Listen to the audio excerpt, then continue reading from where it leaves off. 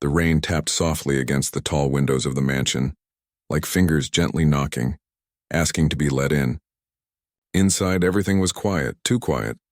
The house was huge, spotless, filled with expensive furniture and art that no one really looked at. It felt more like a museum than a home. Elena wiped down the marble countertop in the kitchen for the third time that morning. She wasn't just cleaning. She was trying to keep her hands busy so her mind wouldn't wander too far. Back home in Jamaica, her son was probably walking to school right now, his backpack slung over one shoulder, humming that silly tune he always sang when he was nervous. She missed him more than words could say, but this job, this quiet, lonely job in this cold, beautiful house, was going to help pay for his future. That was enough to keep her going. She'd only been working here for 2 weeks. The man who owned the place, the billionaire, barely spoke to anyone. He came and went in sharp suits, eyes always on his phone or distant, like he was somewhere else entirely. His wife had passed away a year ago.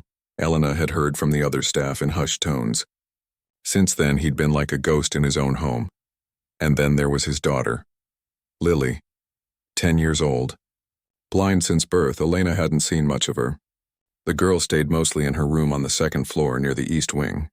Sometimes Elena would hear soft footsteps in the hallway late at night, or the faint sound of a music box playing, but they'd never spoken, until that rainy afternoon.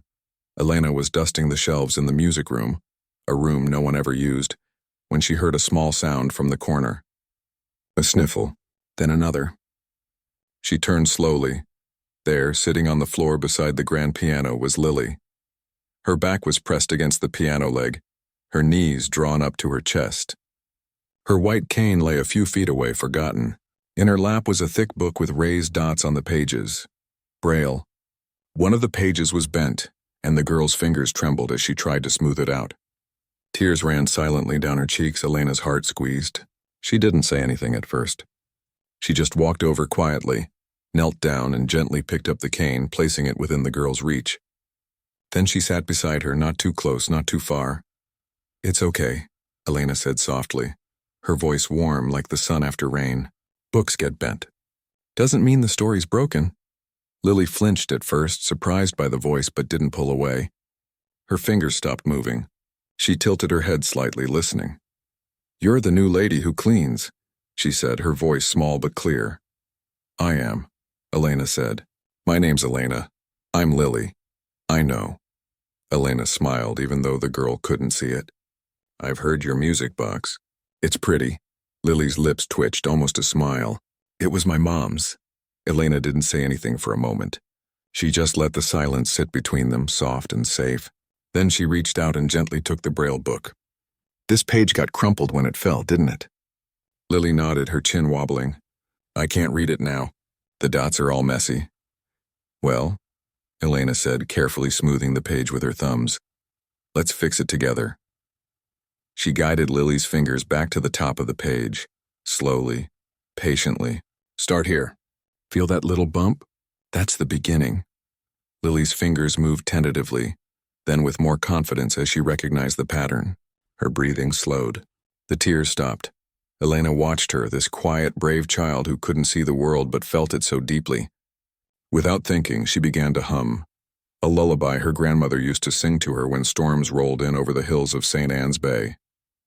It was a simple tune, full of swaying rhythms and comfort. Lily's shoulders relaxed. She leaned back against the piano, her face turning toward the sound like a flower turning toward light. "You sound like home," she whispered. Elena's throat tightened. "Home's wherever you feel safe, baby." They stayed like that for a long time, just two souls in a quiet room. The rain outside wrapping them in a cocoon of calm. Upstairs, unnoticed, the billionaire stood at the top of the staircase. He'd come looking for his daughter after hearing she'd left her room.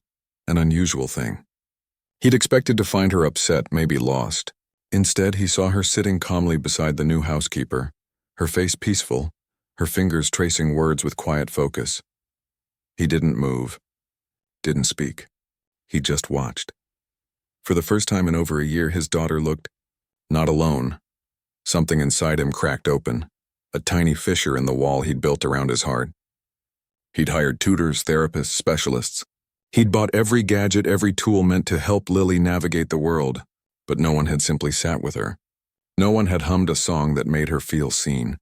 He turned and walked away before they noticed him, but the image stayed with him. His daughter, comforted not by money or technology, but by kindness. By a woman who asked for nothing but treated his child like she mattered. Downstairs, Elena helped Lily stand, guiding her hand to the piano for balance. "You did good today," she said. "Will you come back?" Lily asked, her voice suddenly small again. Elena paused. "Every day," she said gently. "As long as you want me to." Lily reached out and found Elena's hand, squeezing it once before letting go. "I want you to." And just like that, in a mansion full of silence, something new began to grow. Quiet, fragile, but real. Elena walked back to the kitchen, her heart lighter than it had been in weeks. She didn't know what tomorrow would bring, but for the first time since arriving, she didn't feel like just a maid in a cold house. She felt like someone who belonged. Even if just for a moment, even if just to one small girl who couldn't see her but somehow knew her soul. Outside, the rain slowed to a drizzle. Somewhere, a bird began to sing. Mornings in the big house started to feel different after that rainy afternoon. It wasn't just the sound of the coffee machine or the rustle of newspapers anymore. Now there was laughter. Soft at first, then louder, like a song slowly finding its voice. Elena began spending a few extra minutes each day with the girl. Not because she was told to, but because she wanted to. During her break, instead of sitting alone in the staff kitchen scrolling through photos of her son, she'd walk down the hall to the sunroom where Lily liked to sit. The room faced east, and even though Lily couldn't see the sunrise, she said she could feel it, the warmth on her skin, the way the air changed from cool to golden. One morning, Elena brought a small basket of fresh herbs from the garden, basil, mint, rosemary. "Close your eyes," she said, even though the girl always had them closed. Lily smiled at the joke. Elena placed a sprig of mint in her palm. "What's this?" Lily sniffed, then grinned. "That's the one that makes your mouth tingle." "Exactly," Elena laughed. "Now this one?" She handed her a rosemary stem. Lily scrunched her nose. "Smells like Christmas and pine trees and something sharp." "You're good," Elena said, impressed. "That's rosemary. My grandma used it in everything. Soup, bread, even tea when we were sick." They spent the whole break like that, touching, smelling, guessing. Lily's hands moved with curiosity, her face lighting up each time she got one right. She wasn't just learning. She was exploring the world in a way no textbook had ever allowed. By the end of the week, Lily started waiting for Elena after breakfast. She'd sit near the kitchen door, her white cane resting against her knee, listening for the sound of her footsteps. The other staff noticed. Some smiled. Others whispered, "She's getting special treatment," one muttered while folding linens. He never lets anyone near the girl like that. But Elena didn't care. She saw what mattered. Lily was talking more, asking questions, even trying new foods. One day, she reached for a slice of pineapple at lunch, something she'd refused for years because it felt weird. Upstairs, the man of the house watched from a distance. He'd started lingering near doorways, pretending to check his phone while really listening. He heard Lily describe the smell of rain on wet soil, the sound of wind through the oak trees, the way Elena's voice felt like a warm blanket. One evening, he found Elena in the kitchen, kneading dough for bread. Lily stood beside her, her small hands covered in flour, pressing gently into the soft mound under Elena's guidance. "She's never wanted to cook before," he said quietly from the doorway. Elena looked up, startled but not nervous. "She's got good hands," she said simply. "Strong fingers. She can feel the dough change as it rises. That's how she learns, through touch, sound, smell." He stepped inside, something soft in his eyes. "You're patient with her." "She deserves patience," Elena replied, wiping flour from her cheek with the back of her wrist. "Everyone does." He didn't know what to say to that, so he just nodded and turned to leave. But at the door he paused. "Thank you," he said, voice low, for being kind to her." Elena met his gaze. "I'm not doing it for thanks." He looked down, almost ashamed. "I know, but I'm grateful anyway." A few days later, he surprised everyone, including himself, by joining them at the dinner table. Not just sitting there silently, but actually asking Lily about her day. "What did you do today, sweetheart?" he asked, his voice a little stiff, like he hadn't used it in a while. Lily beamed. Elena taught me how to braid dough, and we made cinnamon rolls. I put the cinnamon on myself. He looked at Elena surprised. You bake? I grew up baking, she said. My mother said if you can feed someone, you've already loved them a little. He didn't respond right away. But that night, after Lily was asleep, he found Elena in the laundry room folding towels.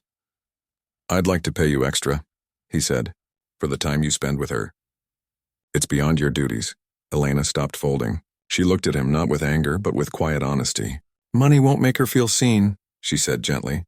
She just needed someone to stop treating her like she's broken. She's not. He stood there stunned. No one had spoken to him like that in years. Not since his wife passed. Everyone tiptoed around him, afraid to say the wrong thing. But this woman who cleaned his floors and cooked his meals, looked him in the eye and told him the truth. You're right, he admitted, voice rough. I've been so afraid of her getting hurt that I forgot to let her live. Elena nodded. She's strong. She just needs someone to walk beside her, not carry her. From that day on, things shifted. He started asking Elena's opinion, not just about Lily, but about books, music, even what to plant in the garden. He'd find reasons to be in the kitchen when she was there. Not to give orders, but to talk. One afternoon, Lily asked Elena to read her a story in Braille. They sat on the porch swing, the late spring sun warming the wood. Elena's finger moved slowly over the raised dots, reading aloud in a soft voice. Lily leaned against her, eyes closed, smiling. He watched from the window, coffee in hand. For the first time in a long time, the house didn't feel empty. It felt full of sound, of warmth, of connection. And then it hit him. He wasn't just watching his daughter heal. He was remembering what it felt like to hope. But with hope came something else, something he hadn't expected. When Elena laughed, really laughed, it sounded like relief. When she tucked Lily's hair behind her ear, her touch was tender, like she'd known the girl her whole life. And when she looked at him, not as her boss, but as a father trying his best, something inside him stirred. Not just gratitude.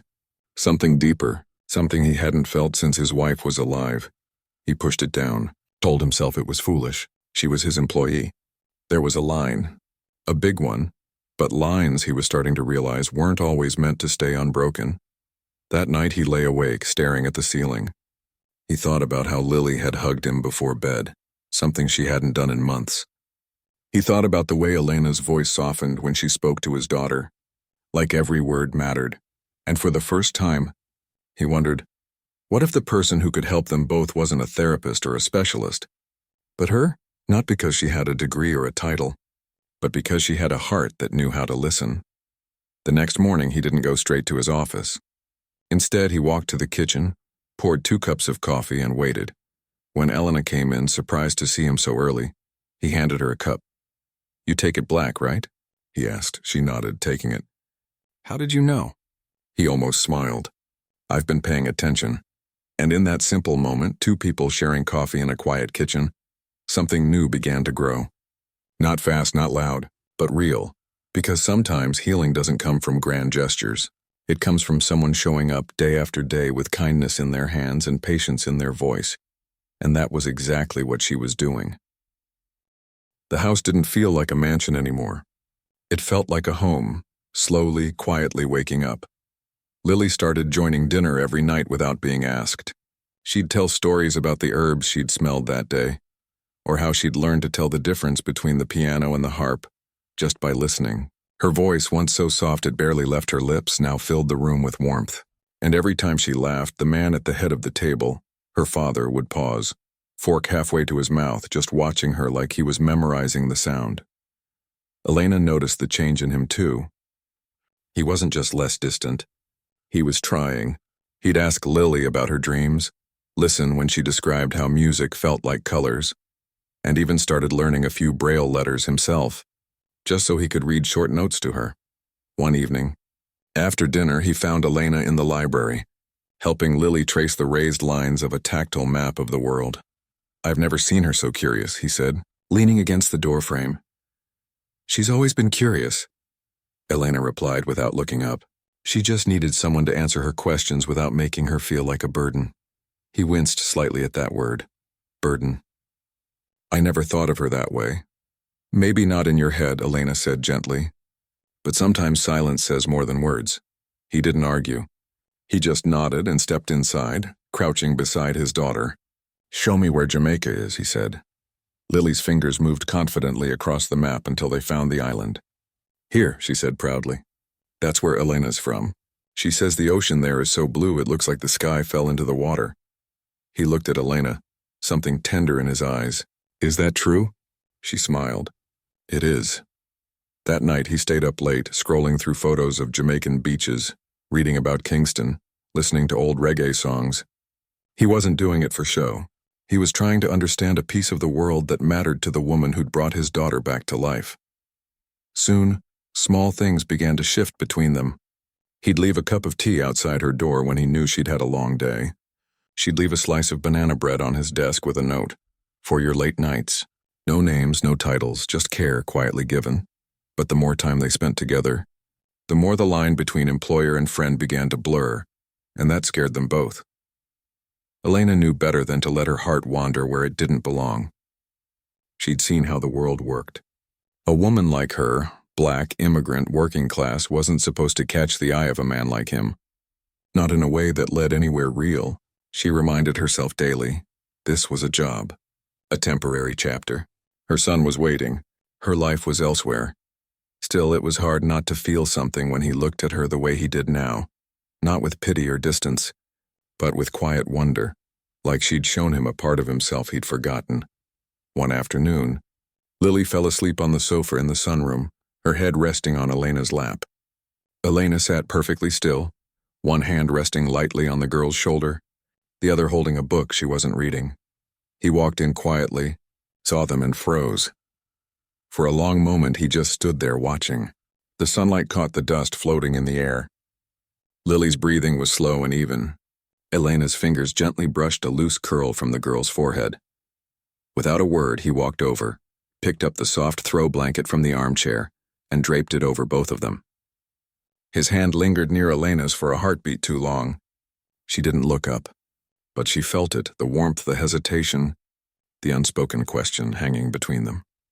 Later that week, he made a decision. Lily had been invited to play piano at a small community recital, a big step for her. She'd been nervous, practicing every day, asking Elena to sit beside her while she played so she could feel someone believing in me. He canceled a business trip to New York City, something he never did, and told his assistant he'd be attending his daughter's performance. The night of the recital, the room was filled with parents and children, nervous energy buzzing in the air. Lily sat backstage, fingers twisting in her dress. "She's scared," Elena whispered to him as they waited in the wings. "I know," he said, "but she's ready." When Lily's name was called, Elena gave her hand a quick squeeze. "You've got this," she murmured. Lily walked to the piano with her cane, found the bench, and sat. For a moment, she just placed her hands on the keys, breathing. Then she began to play, a simple piece, but played with such feeling that the room fell completely silent.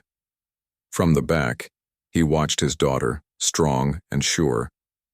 Then his eyes drifted to Elena, standing just off stage, tears glistening in her eyes. In that moment, something inside him broke open, not painfully, but like a seed finally cracking in warm soil. He didn't just admire her, he needed her. Not as staff, not as help, but as someone who saw his family and him with clear, kind eyes. After the performance, Lily ran into his arms, beaming. "Did you hear me, Daddy?" "I heard every note," he said, voice thick. Then he turned to Elena. "You did that," he said quietly. "You gave her the courage." "I just reminded her she already had it," she replied. He looked at her, really looked, and for the first time, didn't look away. "You've given us more than courage," he said. "You've given us back to each other." The words hung in the air, heavy with meaning. That night, back at the house, he found her in the kitchen washing the last of the dinner dishes. "Can I talk to you?" he asked. She turned off the water and dried her hands. "Of course," he took a breath. "I know this isn't normal. You work here. I'm your employer. But I can't pretend anymore that I don't see you. Not just as someone who helps my daughter, but as a person, a woman who's changed everything." Elena's heart pounded, but she kept her voice steady. "I'm just doing what feels right." It's more than that, he said. And you know it. She looked down at her hands. I do, but that doesn't mean it's safe. Safe? He let out a quiet laugh. Nothing worth having ever is. They stood there in the quiet kitchen, the hum of the refrigerator the only sound. The space between them felt charged, not with tension but with possibility. Then slowly he reached out. Not to touch her, but to take her hand in his. His palm was warm, slightly rough. Hers was soft from dish soap but strong. I don't want to lose you, he said. She didn't pull away. But she didn't lean in either. You won't lose me as long as I'm needed. That's not enough, he whispered. Before either of them could say more, a floorboard creaked upstairs. Lily's voice called out, Daddy? Elena, are you down there? They both pulled back instantly as if waking from a dream. We're here, sweetheart, he called up. Elena busied herself wiping the counter, her cheeks warm. He ran a hand through his hair, trying to steady himself. Later, alone in her room, Elena sat on the edge of her bed staring at her hands. She thought about the way his fingers had felt around hers, the way his voice had cracked when he said her name. It would be so easy to let herself hope, but hope, she knew, could be dangerous. Especially when the world wasn't built for stories like theirs to have happy endings. Still, for the first time she let herself wonder, what if it could? Outside, the moon rose high over the quiet estate. Inside, two hearts beat a little faster, a little closer, afraid but no longer alone. The air in the house changed after that night in the kitchen. It wasn't tense, exactly, but charged like the quiet before a storm. Elena kept to her routine, but now every hallway felt narrower, every shared glance heavier. She made sure to keep her distance, to stick to her duties, to never linger too long in rooms where he might be. But Lily noticed. Why don't you sit with us at breakfast anymore? She asked one morning, her spoon hovering over her oatmeal. I've got extra laundry today, Elena said gently, not meeting the girl's face. But you always used to tell me about the birds outside, Lily said, voice small. Now it's quiet. Elena's chest ached. She wanted to say more, to explain, but how could she? How do you tell a child that grown-up feelings are messy? That kindness can be mistaken for something else? That sometimes the safest thing is to step back, even when your heart says stay? She just squeezed Lily's shoulder. I'll be back soon, baby. Promise. Upstairs, he was struggling too. His board of directors had been pushing him for months to stabilize his public image. A widower with a vulnerable child, one had said during a call, needs a partner. Someone respectable, someone who understands your world. He'd brushed it off before. But now, with Elena in his thoughts more than he cared to admit, the pressure felt sharper. Not because he wanted to marry for show, but because he was starting to want something real. And that terrified him. One evening after Lily was asleep, he knocked on Elena's door. She opened it, surprised. Is everything okay? Can we talk? He asked. She hesitated, then stepped aside. He didn't sit. He stood near the window, hands in his pockets, looking out at the dark garden. I've been thinking, he began, voice low. About us, about... What's happening? Elena folded her arms, not defensive, just careful. There's no us, sir. There's you, your daughter, and me doing my job. But it's more than that, he said, turning to face her. And you know it. I see the way you look at her. The way you listen. The way you've brought her back to life.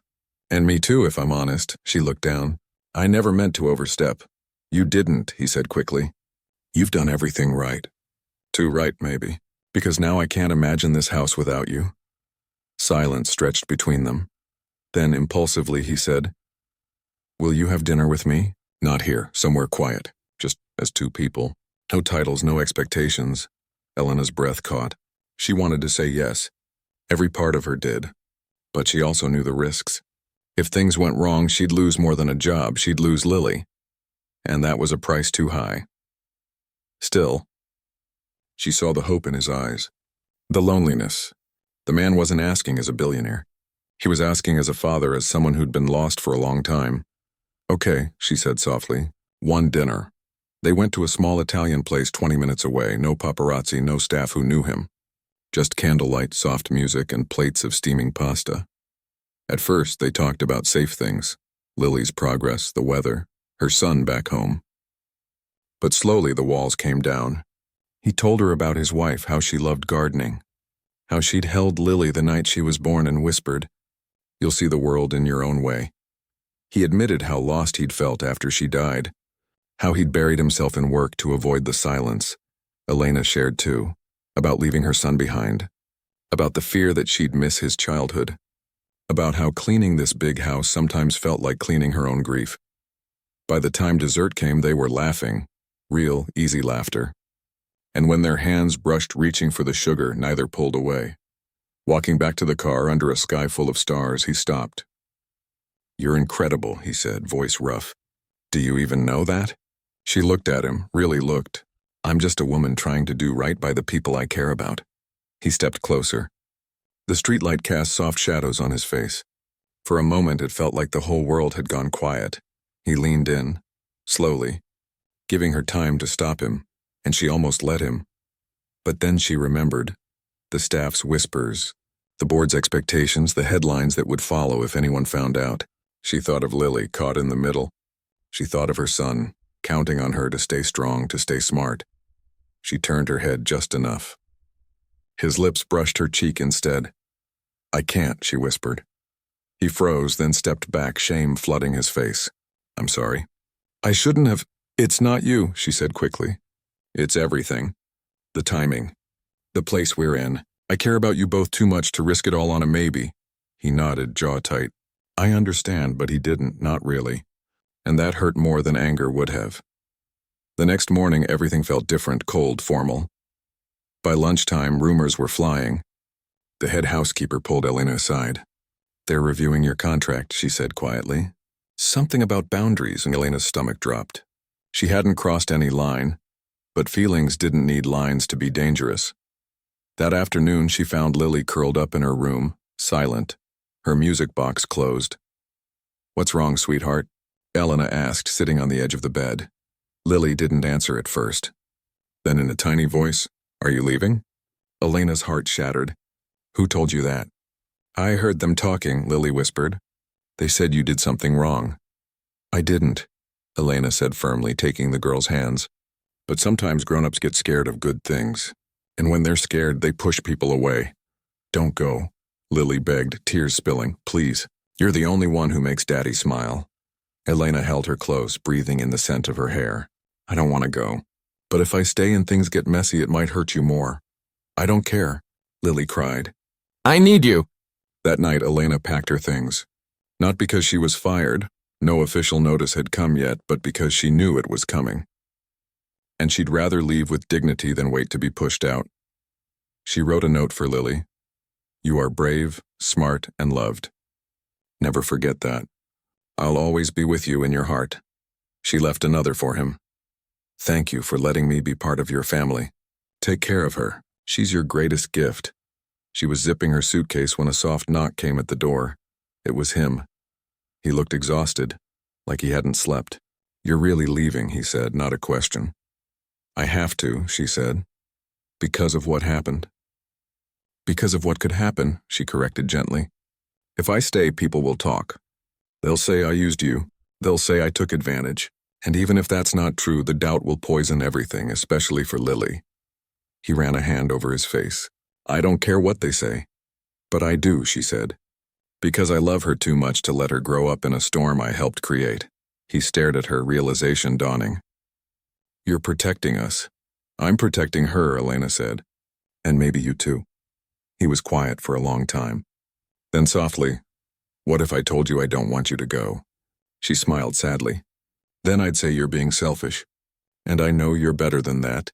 He flinched, but he didn't argue. Because deep down he knew she was right. The next morning, before sunrise, Elena walked out the front gate with her suitcase. The driveway was empty. The house was silent, but as she reached the road, she turned back one last time. In the upstairs window, two figures stood side by side, Lily holding her father's hand, both of them watching her go. Elena lifted her hand in a small wave. Lily waved back. Her other hand pressed against the glass, and in that moment, Elena knew. Love wasn't always about staying. Sometimes it was about knowing when to walk away, so the people you care about can keep their peace. She turned and kept walking, tears streaming down her face, heartbreaking but head held high, because real love doesn't always get a happy ending, but it's still worth giving. The house felt hollow again, not just quiet, empty in a way that echoed. Lily stopped playing the piano. She barely spoke at meals, pushing food around her plate like it was a chore. Her father tried to talk to her, to read to her, to sit with her in the sunroom, but she'd just turn her face away, arms wrapped tightly around herself like she was holding all her broken pieces together. He couldn't sleep. Every night he'd walk past the closed door of the room that used to belong to the woman who'd changed everything. He'd stand there for a moment, hand hovering over the knob, then walk away.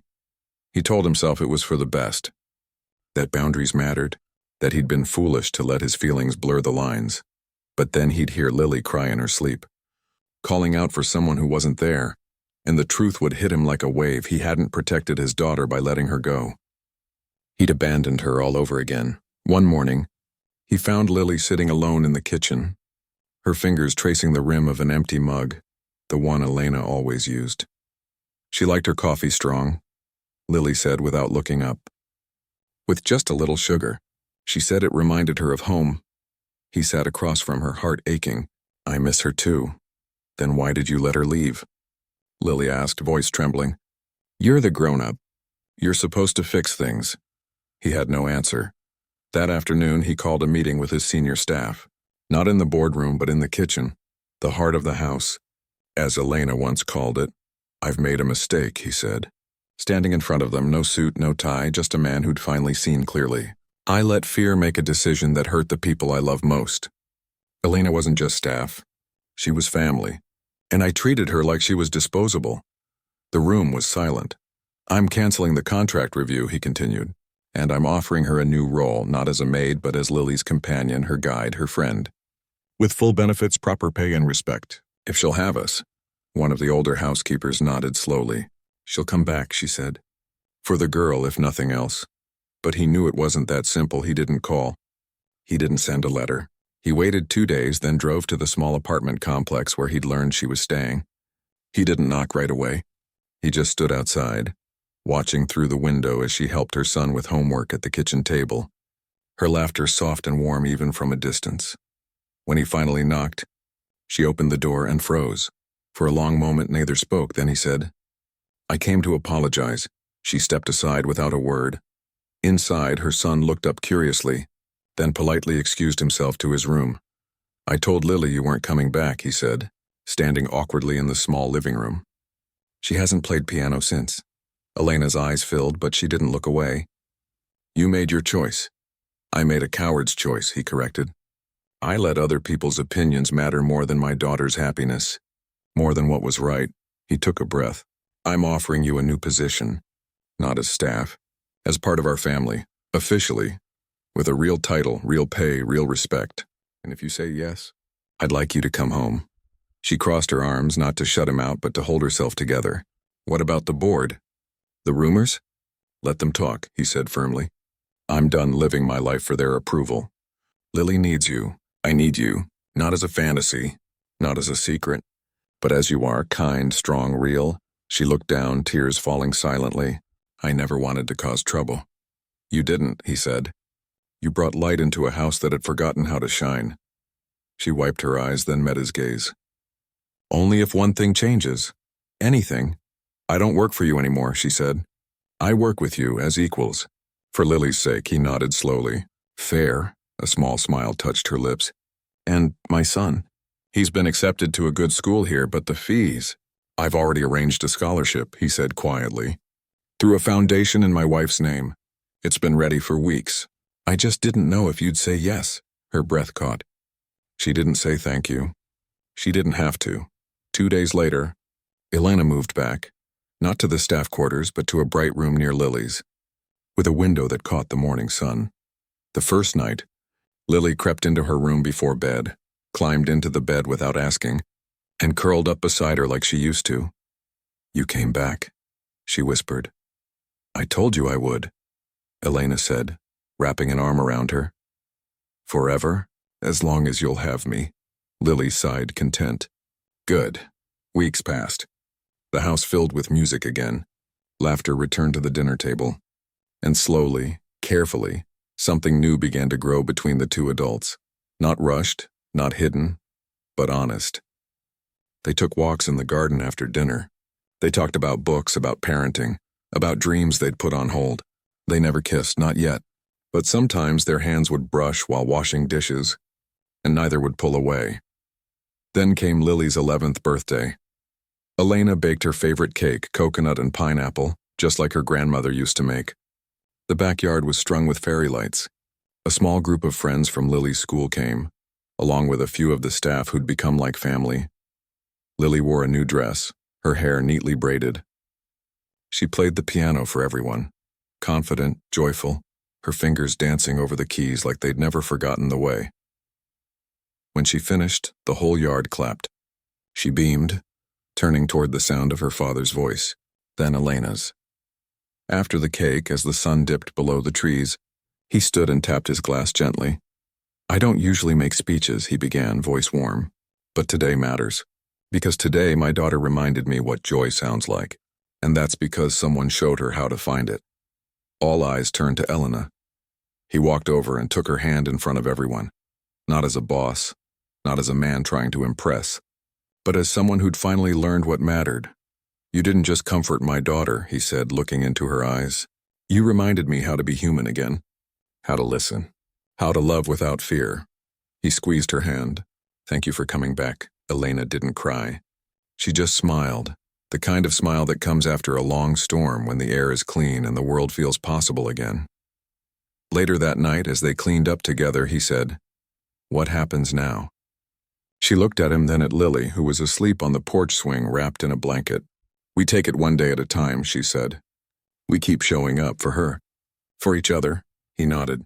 "That's enough." And it was, because love doesn't need grand declarations or perfect timing. Sometimes it's just two people choosing, again and again, to stay, to build something real. Not because it's easy, but because it's worth it. In the quiet of the night, with the stars above and the sound of a child's peaceful breathing nearby, they stood side by side, no titles, no walls, just two hearts finally learning how to beat in the same rhythm. And for the first time in a long time, the house didn't just feel like a home, it felt like a beginning.